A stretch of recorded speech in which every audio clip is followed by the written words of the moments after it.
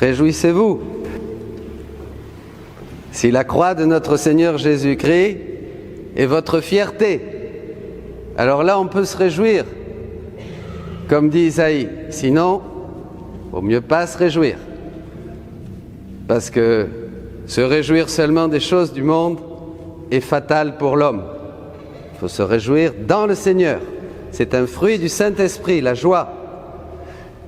Cet évangile, mes amis, est un vrai traité pour les missionnaires, mais aussi pour ceux qui accueillent la parole de Dieu.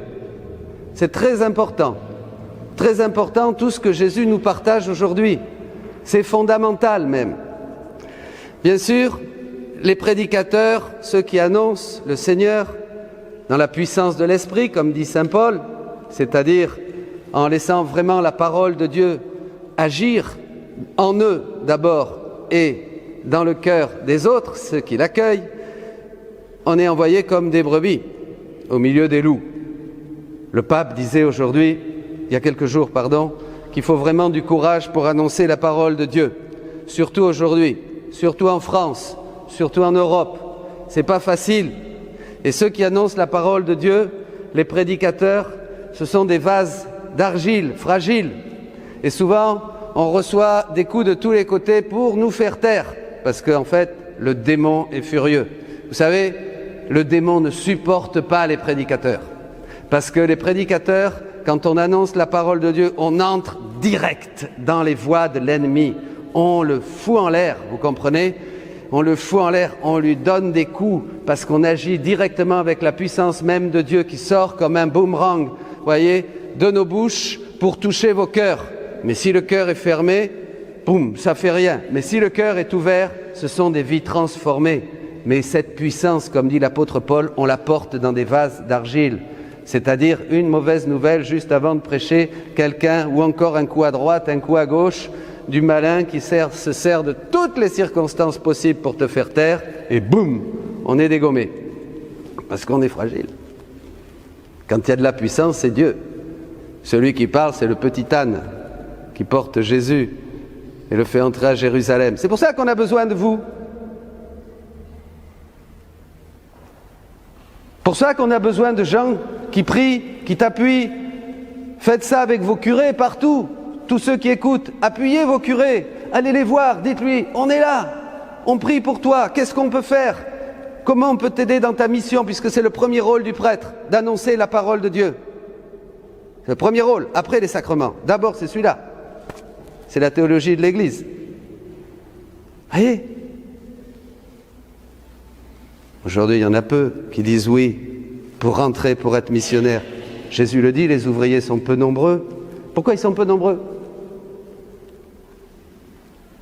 Parce qu'aujourd'hui, s'accomplit ce qu'a dit le Christ. Dans les derniers temps, l'amour d'un grand nombre va se refroidir. Vous vous rappelez? L'amour d'un grand nombre va se refroidir. Et oui, Jésus l'a dit. Aujourd'hui, les gens sont froids. Il n'y a pas d'amour de Dieu, amour de Jésus. Pour être missionnaire, comme dit le pape Benoît XVI, comme il disait, il faut être amoureux du Christ. Comme un homme va parler de sa femme parce qu'il l'aime, comme une femme va parler de son mari parce qu'elle l'aime. Bien sûr, quand il n'y a pas d'amour, on ne parle pas de ce qui habite le cœur, dit Jésus. Donc, l'amour d'un grand nombre aujourd'hui s'est refroidi, mes amis, et c'est pour cela qu'il y a peu d'ouvriers, peu de missionnaires, parce que pour être un missionnaire, il faut aimer le Christ. Il faut aimer le Christ, et c'est-à-dire ça suppose en amont qu'il y ait une expérience vivante de Dieu. C'est-à-dire que Dieu soit vraiment vivant pour vous, vraiment vivant dans notre cœur, qu'il soit notre joie de tous les jours. C'est-à-dire qu'on s'éclate avec Dieu, qu'on ait la joie le matin quand on se lève, le soir on lui rend grâce, et toute la journée on voit ses petits clins d'œil, on voit ses bénédictions, on voit son amour, on voit les miracles qu'il fait dans nos vies au quotidien. On est content et on a envie de revenir avec lui dans la prière, de s'enfermer dans notre chambre pour bénir notre Père, pour lui parler dans le secret. Voyez, on veut vite faire tout ce qu'on a à faire pour vite revenir à Dieu. C'est l'inverse aujourd'hui qui se passe. On va vite à la messe en coup de vent. Il ne faut pas que ça soit trop long en plus pour vite revenir aux petites choses que j'aime, à mes égoïsmes, à mes petites jouissances, à ce qui me fait plaisir. Ça, c'est pas être chrétien. C'est pas être chrétien. Vous écoutez? C'est pas être chrétien, ça.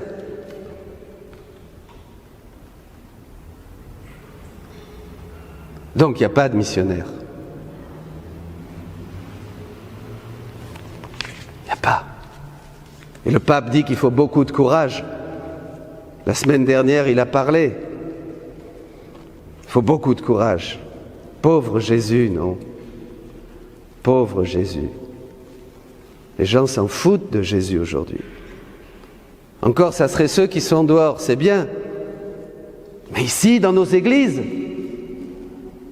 dans nos paroisses, dans nos mouvements, qui c'est qui va dire « j'aime le Christ » ? Qui c'est qui va dire « je lui donne ma vie » ? Qui c'est qui va se lever ? Combien on a ici qui sont capables de se lever, de dire « moi, je défendrai le Christ et je vais parler de lui jusqu'à la fin de mes jours », me moquant des persécutions, me moquant du qu'en dira-t-on.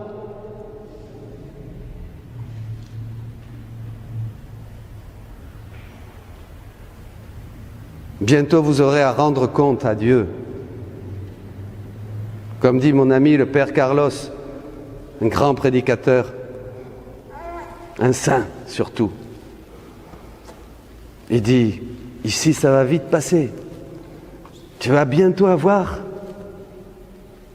le devoir de rendre compte à Dieu de tous tes actes, de toutes tes pensées, de tout ce que tu as fait ici. Ça va aller vite. Et il dit, ah, la mort, que c'est merveilleux. Ce que je vous disais, parce que cette vie n'est qu'une misère, et après c'est le bonheur, c'est le ciel, c'est les anges, les saints, la gloire, la joie éternelle pour quelque temps ici-bas, après c'est l'éternité. Courage, soyez amoureux de Jésus. Et si vous vous levez, frères et sœurs laïcs, pour vraiment travailler dans votre mouvement, dans votre communauté, dans votre couvent, dans votre paroisse, et annoncer Jésus avec foi dans la puissance du Saint-Esprit, pas un peu comme ça, dans la puissance du Saint-Esprit, eh bien n'ayez pas peur. N'ayez pas peur. Dieu vous bénira. Après, un autre point important, accueilli ou rejeté. Comme dit ici Jésus, quelquefois on est accueilli, quelquefois on est rejeté. Quelquefois tu donnes la paix aux gens, mais ils n'en veulent pas de ta paix.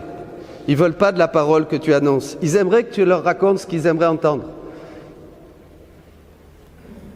Mais ce n'est pas ça ce qu'a fait Jésus. D'ailleurs, c'est pour ça qu'il est mort sur la croix, parce qu'il a dit des choses qui n'intéressaient pas les gens.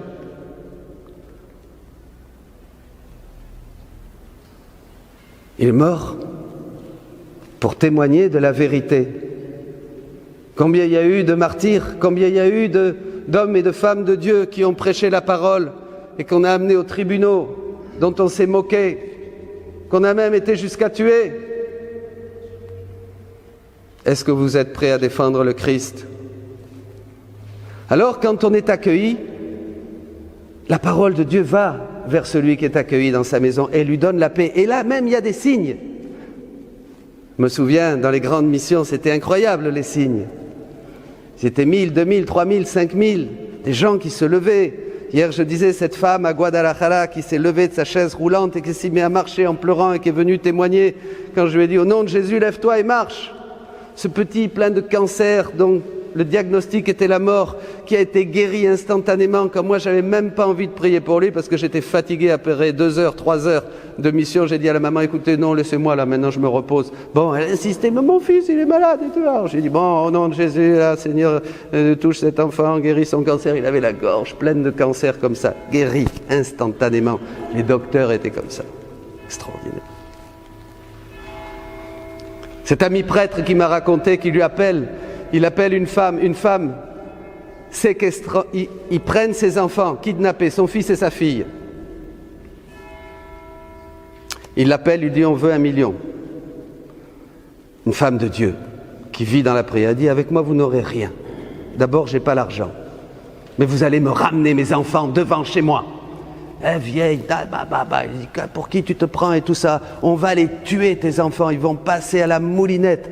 Elle a son fils, maman ne lâche pas, on est là, on a confiance en Dieu, on prie. Vraiment, vous savez, des gens, des cathos, vraiment dans la prière, des saints. Eh bien, on va te les ramener tes enfants. Ils ont ramené les enfants devant la maison pour les tuer. Ils étaient 5 ou 6, tous armés. À ce moment-là, ils ont laissé tomber leurs fusils et ils sont tous partis en courant. Et les enfants étaient sains et saufs. Quelques jours après, ils appellent et disent « Rendez-nous nos armes ». Rendez-nous nos armes. Mais c'est une histoire vraie, hein, parce que je l'ai de première main. Hein. Et alors, oui, ben, écoutez, venez les chercher. Pourquoi vous n'avez pas appelé la police? Parce que je n'ai pas appelé la police, vous m'avez rendu mes enfants, c'est fini, on n'en parle plus, on prie pour vous. Bon, quand est-ce qu'on peut... Et pourquoi elle leur a demandé, pourquoi vous êtes partis comme ça? Mais qu'est-ce que vous croyez? Quand on a vu la maison en flammes, avec des hommes volants qui étaient passés partout, comme ça, on est parti tout de suite. Incroyable. Il y a des signes. Si vous accueillez la parole de Dieu, quand on accueille la parole de Dieu avec foi, Dieu déploie sa puissance. Et il y a des signes, des guérisons, des bénédictions, la joie. Il nous donne la force pour embrasser la croix. Par contre, quand on est chrétien à moitié, quand on ne veut pas vraiment mettre la parole de Dieu en pratique, comme nous le dit Jésus, eh bien là, on passe dans une autre ambiance, ce qu'on appelle la volonté permissive de Dieu. C'est-à-dire, il se passe ce qui se passe. Aujourd'hui, tu es bien, demain, tu es ruiné. Aujourd'hui, tu as la santé, demain, tu es malade. Aujourd'hui, ton fils est vivant, demain, il est mort. Aujourd'hui, ça se passe bien pour toi, demain, ça se passe mal. Tu comprends rien, c'est boum, boum, c'est la volonté permissive. Dieu ne peut plus guider ta vie. Dieu ne peut guider notre vie que quand, comme Jésus, nous faisons la volonté du Père.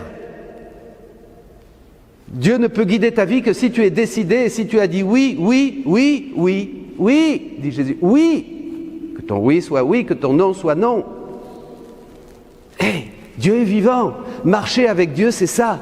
Marcher avec Dieu, c'est ça, c'est se bouger, c'est marcher, c'est commencer. Sinon, ça ne sert à rien. Je dis même aux gens, ça ne sert même à rien, tout ce que tu peux faire pour Dieu, parce que tu ne fais rien.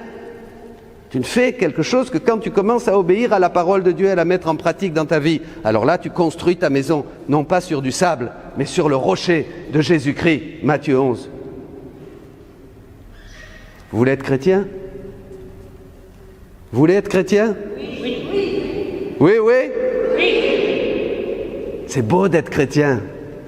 Alors vous serez des bénédictions pour les autres. Même si vous n'êtes pas appelé au ministère de la prédication, vous serez joie pour les autres. Vous serez source de guérison pour les autres. Vous aurez une parole de sagesse pour les autres. Il y aura des signes que Jésus accomplira à travers vous. Mais vous serez un bonheur pour des milliers. Rien que votre prière va faire bouger le ciel et la terre et trembler l'enfer. Croyez, c'est tout. Et voyez Satan tomber.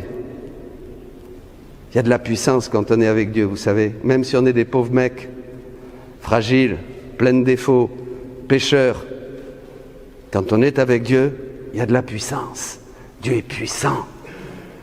Dieu est puissant, il a besoin de l'homme pour déployer cette puissance. Maintenant qu'il n'est plus là, qu'il est mort, il est ressuscité, il veut que la puissance, sa puissance se déploie à toi, à travers tes yeux, ta bouche, tes mains, ta prière, ton cœur. Il a besoin de toi. Qu'est-ce que vous croyez? On ne descend pas du singe, on descend du Christ. On est le Christ. Il a besoin de nous. Alors il nous donne la puissance. Et les disciples, ils revenaient tout joyeux. C'est vrai, dans les missions, vous savez, quelquefois, quand il y avait des grandes assemblées, tu trembles. Et mon Dieu, est-ce que ça va marcher? Est-ce qu'il va y avoir des miracles? Parce que les signes confirment la parole de Dieu, c'est toujours bien d'en avoir. Bon, quand il y en a beaucoup de gens, le Seigneur fait toujours beaucoup de choses. Là, t'as pas... Vous voyez, mais t'attends quand même. Alors, mais tu dis, Seigneur, est-ce que ça va marcher? Et puis le Seigneur bénit toujours. Et là, il y a un danger. Là, je parle aux prédicateurs, à ceux qui parlent, aux prêtres, à nous. Dieu veut nous donner de la puissance. Quand vraiment on a la foi, notre ministère de prédication devient, comme dit saint Paul, pas de blablabla, mais une manifestation, dit-il, d'esprit et de puissance. La parole pénètre les cœurs, transforme les vies, touche les uns, touche les autres. J'ai vu des gens retournés, des gens transformés, des gens libérés. Je pourrais écrire un livre, libérés de toutes sortes de choses. C'est incroyable. Surtout dans les pays où les gens sont disposés dans leur cœur, où ils sont petits, où ils accueillent. Dans nos pays occidentaux, le problème c'est ça, c'est l'orgueil et la raison. C'est pas pour moi. Ou j'aimerais qu'on me parle de ça. j'aimerais qu'on me parle de ça. Vous savez, ici, le français, il est difficile. Oh, ça lui plaît pas, ça. Eh ben, il va à une autre paroisse. Hein? Ah, c'est comme ça, ici. Il faut surtout qu'on me dise ce que j'aime entendre. Oui, mais c'est pas mal, ça va. C'est pas Jésus, ça. Oh! Jésus, il n'est pas venu pour te dire ce que tu as envie d'entendre, il est venu pour mettre le doigt sur ton péché, sur ton orgueil, sur ta bêtise, sur ton manque de foi, sur ton incrédulité, et que tu changes. Pourquoi? Parce qu'il t'aime. Il t'aime. Et il sait que si tu fais pas ça, ma cache después. C'est fini, tu perds ton temps. Tu as foutu ta vie en l'air, tu comprends? C'est grave. C'est comme un papa, comme une maman. Il ne veut pas que son petit mette les doigts dans la prise électrique ou qu'il se brûle. Ou il fait attention, il l'aime, il veut l'embrasser. Dieu nous veut dans ses bras parce qu'il nous aime. Pas pour rire qu'il est mort sur la croix, dit-il à Sainte Catherine de Sienne. Alors, je reviens, je termine sur ce point pour les prédicateurs. Il y a de la puissance. Ça, c'est vrai. Les gens aiment la parole de Dieu. Ceux qui accueillent sont bénis et ils disent « Encore, Père, c'est super, plus, on veut plus, on veut plus ». Ceux qui n'accueillent pas, ils disent « Non, tais-toi ». Ça les gêne même. Ça gêne même certains qu'on prêche à la caméra. Mais ça touche des milliers de gens. Au moment où je me suis dit « Attends, peut-être ça gêne, il faudrait être… » Ah, c'était le malin qui voulait m'avoir. Des milliers. Rien ne fera taire Dieu. Mais pour les prédicateurs, il y a cette puissance. Mais s'il n'y a pas l'amour, c'est foutu aussi. Notre danger, c'est de prêcher, c'est d'avoir des résultats, c'est de s'y croire, c'est de devenir un peu la vedette, voyez? Que Dieu me garde de ça, parce qu'à la fin de ma vie, quand j'arriverai, il me dira « Je ne te connais pas ?» Je dis « Mais Seigneur, j'ai prêché, j'étais avec toi, j'ai fait de la vidéo, j'ai fait ceci, j'ai fait cela. » Je ne te connais pas. Et ça sera foutu pour moi. Il faut l'amour. Et ça, l'amour, il faut se mettre à genoux. Il faut accepter la croix. Et je vous demande de prier pour moi. Là, je le demande à tout le monde. J'ai besoin de vos prières. Parce que je suis aussi un pauvre mec. Vous comprenez? J'ai besoin que des gens m'aident. Et je le disais à mes paroissiens, c'est grâce à vous ici à Saint-Sié que le ministère de la parole, on disait à Jésus, est-ce qu'il peut sortir quelque chose de bon de Nazareth? Eh bien, d'ici, il est sorti quelque chose de bon, la parole de Dieu. Peu importe le vase, que ce soit Paul, Dominique, François, Michel ou un autre, on s'en fout. La parole de Dieu, c'est ça que vous devez protéger. Vous devez protéger un ministère. Vous faites partie de ce ministère, puisque Dieu, dans sa sagesse, a décidé que ça se passe comme ça. Donc il faut des priants, il faut des gens qui prient, le rosaire, le chapelet, qui se confessent, qui appuient, qui prennent des initiatives pour protéger quelque chose dont les autres ont besoin. Parce que grâce à vous, ici, il y a des conversions, il y a des guérisons, il y a des vies transformées, il y a des jeunes qui sont sauvés, il y a des couples qui se rétablissent, qui s'aiment de nouveau. On est tous un corps, on est tous ensemble. C'est pour cela, la puissance, elle y est peut-être parce que c'est la puissance de Dieu, et Dieu est bon, il est fidèle. Mais il faut de l'amour aussi. Il faut l'amour pour ceux qui travaillent. Là, je vous le demande. J'aimerais moi aussi que mon nom soit inscrit dans les cieux, avec tous les vôtres. Amen. Pauvre Jésus.